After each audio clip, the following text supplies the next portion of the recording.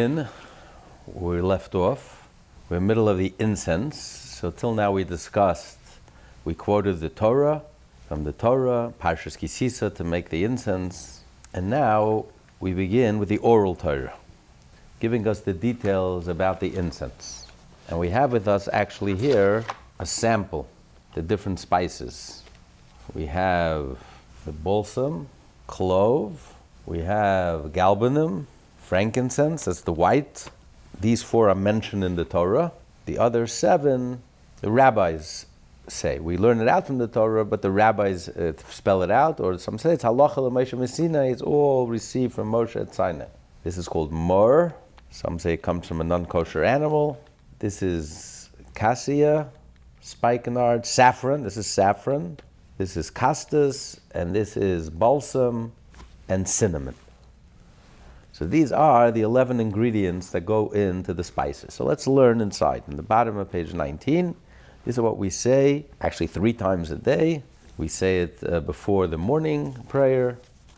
We say it before the mincha prayer, the afternoon prayer, and we say it at the end of the morning prayer again. Pitum hakteres, Tana Rabbanan, the rabbis learn. This is from Tractate Kedissus and also from the Jerusalem Talmud. Pitum hakteres, Ketzad, how was the incense prepared? So firstly, shloish meyes v'shishim v'shmeinim maneh. It weighed 368 maneh. A maneh is like 100 coins. It's like a pound. So 368 pounds. This entire mixture of all the spices. Why 368? See, he spells it out. Shloish meyes v'shishim v'chamisha keminyan meisachama. 365, corresponding to the 365 days of the year, of the sun. The solar cycle is an annual cycle, it's 365 days. So each day you had a maneh, a pound like, half maneh lechoya, in pras b'shachris, half in the morning of pras, and half ben arbayim in the evening. It was divided. Half of the incense was burnt in the morning, and half of the incense was burnt in the inner altar in the afternoon. Question is, the Jewish calendar is not 365 days. The Jewish calendar is 354 days. We follow the moon. Every month is 29 and a half days. So times 12 is 354. So why are you making the incense 365? We don't have a 365-day calendar. And the answer is simple. Because every 19 years, we have 7 of those 19 years, we turn into a leap year. We add a month. So instead of 354 days, we can have 384 days. So you're right, we don't have 365 days, but either we have 354 or we have 384. So as a result of the purpose of the leap year, of adding those 7 years, of adding a new month, a 13th month, is to even out. That after 19 years, we should be back, then we reconcile the moon and the sun. Because the Torah says the holidays have to be in the season, the proper season, which follows the sun exclusively, the spring, the summer, the fall, and the winter. So by evening it out, by every 7 years, every second or third year, having a leap year, so therefore you even out. So just to keep it even, they would make every year, they would prepare for 365 days. Now, if that year was a simple year, it was only 354, fine. So the extra 11 pounds, they would leave over for the next year. They would use it the next year. The next year was also a simple year. Now you had 22 extra pounds. Then, when it's a leap year, you have not only 365 plus 20, so you were able to cover every day of the year. The only problem is that anything you use in the temple has to be purchased with the money, with the tax of that year. There was a tax on every Jew, from the richest to the poorest. Every Jew had to give an annual tax to the temple, a half a shekel, not more, not less. Everything that was associated with the temple, all the service of the temple was purchased with that tax. So every Jew participated in the public service. And the sacrifices of that year had to be bought with the tax of that year that was collected that year. So how can you tell me that every year they prepared 365 pounds of the spices of these 11 ingredients, and you needed approximately a pound a day, half in the morning and half in the afternoon? But what if most years you only have the 354 days? So you would push off the extra 11, you would use it for the next year or the following year, whenever you had a leap year.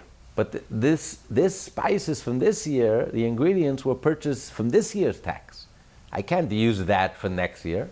So how did they use the leftover spices, incense, for the next year? So the Talmud describes, it was a whole system, what they did. How did they do this? What they did was, they took money from the temple treasury, which is sacred money, and they set it aside to pay the workers who did the work in the temple. They worked for the temple, so they had a right to get paid from sacred money. So by paying them their salary from the temple treasury, now the money became deconsecrated over the work that they did. There was a value of work that they did. So whenever you deconsecrate it, you have to substitute it for something. So they substituted the money, which was sacred, was now substituted for the work, and now the money became deconsecrated, and they used that to pay the workers. So now the workers could use it for whatever they want, to buy food, whatever they need. Then they would take the leftover incense, whatever was left over after 354 days. They only used 354 manehs, 354 pounds. So anything, the 11 that was left over, what they did was, it was holy, sacred. It was bought from that year's shekel. They deconsecrated its holiness over the money. So now the money became sacred, and now the incense became deconsecrated, no longer sacred. Then they would take the incense and use it to pay the workers. It had a value. It's a very perfume, a mixture, a very special mixture. Then they would go to the workers, and with the new money, the new taxes that came in for that year, they would purchase it back. So now they bought the incense, which was deconsecrated and belongs now to the workers. They would buy it from them with the sacred money, from the money that was collected for this new year. So they bought it for this year. So now the incense became holy. The money now became deconsecrated, and now they can use the money for whatever, it was their salary. They can live off the money, do whatever they want with the money. It's no longer sacred. And we're not going to get into it now. The Gemara says, why does it have to go through such a whole complicated procedure? Why don't they could have just gone and sold the incense directly into the marketplace and deconsecrated it. Someone should buy it, and therefore the incense now becomes deconsecrated, and the money now becomes holy. But it didn't look nice that you're selling something that belongs to the temple in the market. Here it was very discreet. The temple was responsible and in charge of paying its workers. So they made a whole arrangement that we took the money that we have to pay them, and we deconsecrated over the value of their work. Now, they didn't actually pay them yet. This is all the temple treasury is doing, this whole complicated procedure. But now this money is officially belongs, we acquired it, it's not holy anymore, not sacred anymore, we acquired it for the workers, for their payment. So then we went ahead and substituted these sacred spices, this incense, this mixture for that money. So it was all done within the temple treasury's office, and there was no desecration of Hashem's name or anything. It was done very quietly, very discreetly. And now the money became holy, and the incense became deconsecrated, and they gave it to the workers, and then they came with the new money and bought it back from the workers, making it holy. And making the money from the temple treasury unholy, deconsecrated, and the workers could use it for whatever they want. That was their normal salary. They got money. They could use it for whatever they want, whatever they need. And now the spices, the incense was bought with the money from that year's tax. Okay, but why 368? He says you have to, every year they would prepare a mixture of 368. We had covered the 365. So he says, "U'shloisha manim yisedim," the 3 extra pounds. Shemehem machnis kein gadol malei chafne v'yom kippurim. On Yom Kippur, the high priest would take put both of his hands together and would scoop up the amount of incense that would fit into his hands. It depends. If it was a small kohen, pudgy hands, he would only collect a little. If it was a huge kohen with huge hands, he would collect a lot. But still, how much was it already? It wasn't a lot. How much could the hands contain already? Not a pound, not even close to it. So you scoop up the hands, and that's the incense that he carried into the Holy of Holies the high priest would take it into the Holy of Holies. So the high priest, every high priest would have to scoop it up according to his hands, and then he would take it into the Holy of Holies and burn it in the Holy of Holies. That was the main service in the temple. This was besides the daily incense.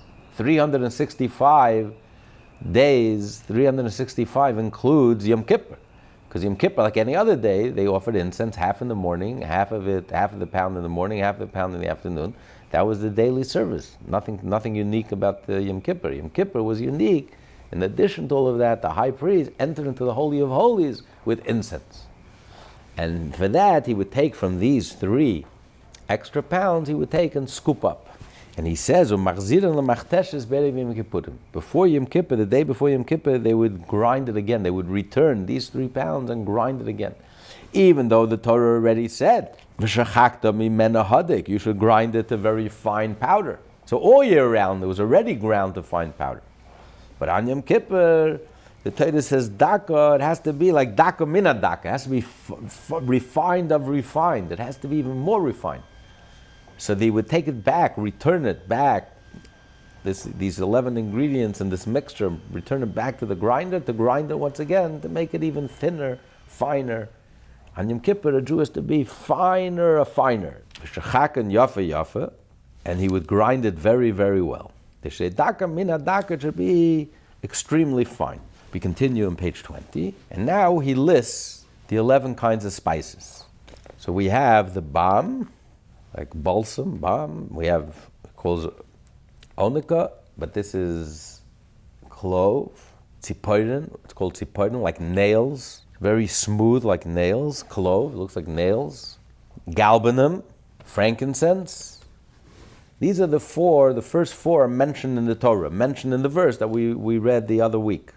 The Torah says you should take samim. If you look back on page 19, the quote from the book of Exodus, Hashem said to Moshe, take samim, spices, and the rabbis learned samim means a minimum of 2. Samim is the plural. Plural is a minimum of 2 spices. Then he says notov, which is the first spice, the balsam, notov, ushcheles, which is like the nails, the clove. Then the Torah says v'chelbana, galbanim. Then the Torah says again samim, spices. First the Torah says samim 2. Then he says 3. He counts 3. Notov, ushcheles, v'chelbana. So we have 5 altogether. Then he says samim, that double it. Match these 5 with another 5, and then he adds 11 to levaina zaka. So 4 the Torah spells out. And now the rabbis are listing, and we received this from the law of Moshe at Sinai, what these 11 spices are, and some say even the amount of each spice also. So what's the amount of these 4 that the Torah spells out? Mishkal, it has to weigh. We're not talking about volume here. We're talking about weight. Shivim maneh, a weight of 70 maneh. Each one of them was a weight of 70 maneh. Altogether, 280 maneh, 280 pounds. Out of the 365, the bulk was these 4 that the Torah spells out. So what someone is say, why do you need so much of it? He says, because it was very weak. The fragrance was very weak. So you needed a lot of it to be able to add that ingredient, to have that effect of that ingredient. Others say on the contrary.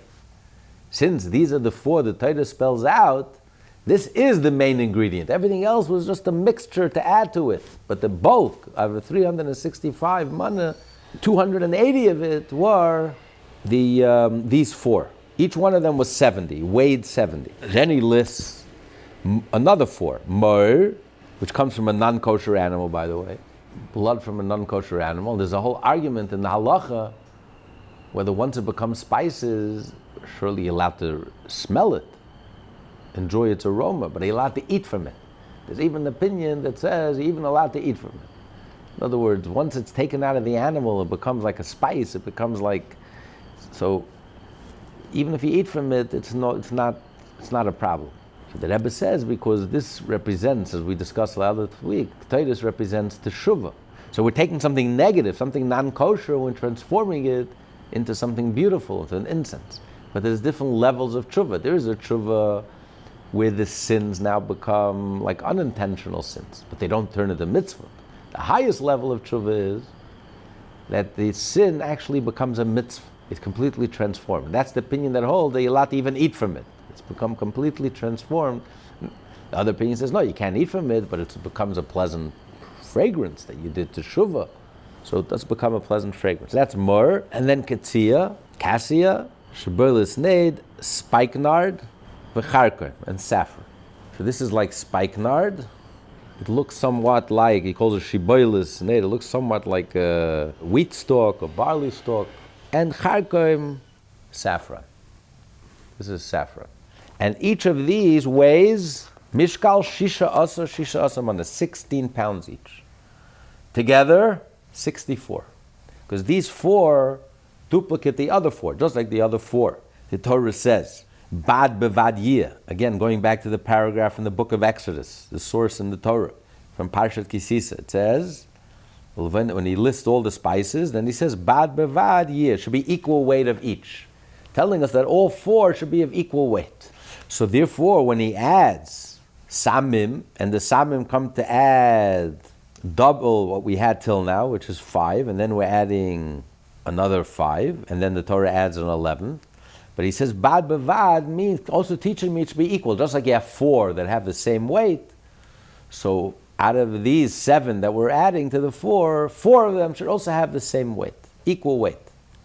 So these 4, the myrrh and the k'tzia and shibolis neid and charkoim and the saffron and the spikenard and the cassia and the myrrh all have equal weight, 16 pounds each. Altogether, they comprise 64 pounds.